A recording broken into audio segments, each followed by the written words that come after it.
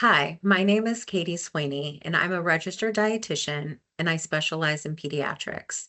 This course is just one in a series of modules on indirect calorimetry brought to you by Channel 1 On Demand Nutrition Education. This module is part of a four-part series. Today, we are looking at applying indirect calorimetry results in the nutrition care process in pediatrics. Today, we will review the interpretation of feeding adequacy, review case scenarios and how to apply to practice, and discuss methods of communicating indirect calorimetry results to healthcare teams and patients and parents. Interpretation of indirect calorimetry results for assessing feeding adequacy and energy requirements involves comparing measured energy requirements to actual energy intake, with the goal of providing 90 to 110% of measured resting energy expenditure. Underfeeding is less than 90% of this target, and overfeeding is greater than 110% of this target.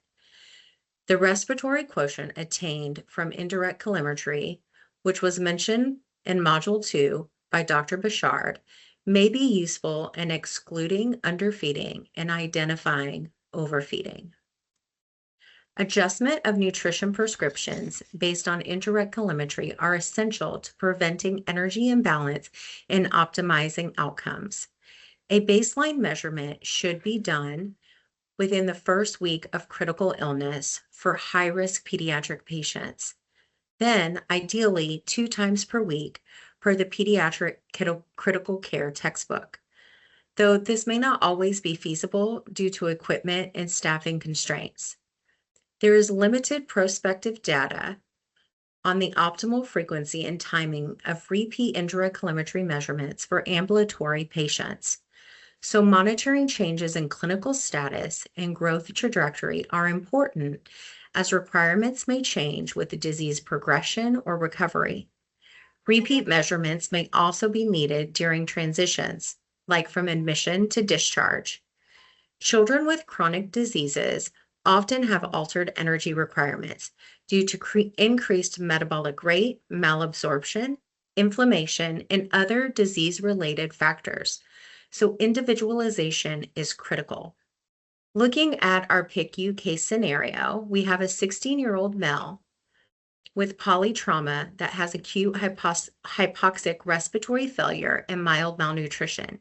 You can see his estimated energy needs based on the WHO equation and the nutrition prescription that's being provided based on this recommendation.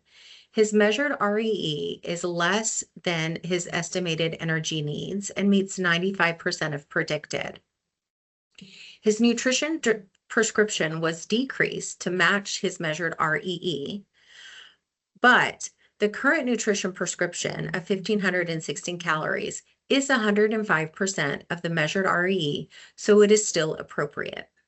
10 days later, the patient had an increased weight of 4.4 kilos. He also had an inability to wean vent settings and hypoglycemia, which are clinical signs of overfeeding. His indirect calorimetry results with an RQ of greater than 1 is suggestive of carbohydrate overfeeding. For this patient, we changed to a lower carbohydrate formula and increased calories by adding a protein modular to improve wound healing. Audience-appropriate communication to both the healthcare teams and patients and parents ensures understanding and facilitates collaborative care planning. For multidisciplinary teams, communication is typically detailed, technical, and collaborative. This approach ensures rapid, coordinated implementation of ongoing monitoring. Primary care providers should be informed of changes in energy prescriptions, rationale for adjustment, and any follow-up needs, enabling them to support families and coordinate with specialists as needed. Indirect calorimetry can be explained to families as a way to personalize their child's nutrition and support recovery. Clear, non-technical communication helps parents understand the rationale for nutrition adjustments, fosters trust, and encourages their participation in care decisions.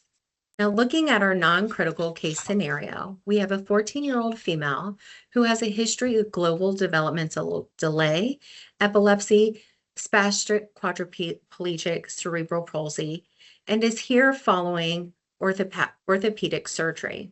Her estimated nutrition needs are based on the WHO equation, but her nutrition prescription only provides about 50% of those estimated needs.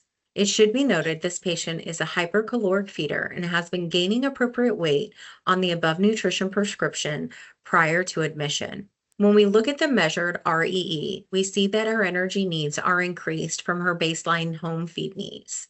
When we look at her resting energy expenditure, this would be appropriate for a patient who is at rest, but this patient is attending in part of our inpatient rehab services.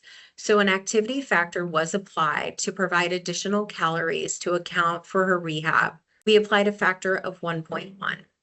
The patient developed a post-operative ileus and GJ tube dysfunction.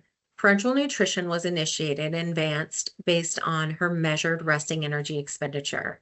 After feeds were reinitiated, her nutrition prescription met her resting energy expenditure plus the activity factor. At discharge 4 weeks later, her nutrition prescription was adjusted to her home feeding regimen with the addition of a protein modulator to add additional calories and protein for continued healing.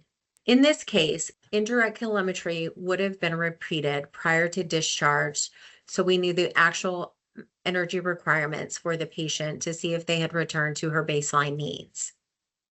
I would encourage you to watch other videos in the IC Channel 1 series to learn more from my esteemed colleagues. Have a great day.